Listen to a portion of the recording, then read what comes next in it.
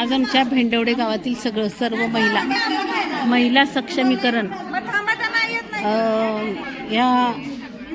म्हणजे सक्षमीकरण होण्यासाठी या महिलांना आज आम्ही एकत्रित बोलवलं होतं. त्यांना वेगवेगळ्या प्रकारचं ट्रेनिंग देणार आहोत आणि महिला सक्षम कशा होतील हे पाहणार होतो. त्याच्यासाठी आपण हे आजची मीटिंग ठेवलेली आहे. हे बघा 40-50 महिला आहेत.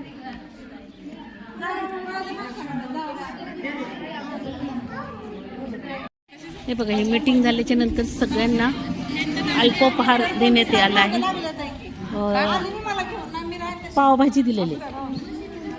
हे बघा ही सगळ्यांना पावभाजी दिलेली.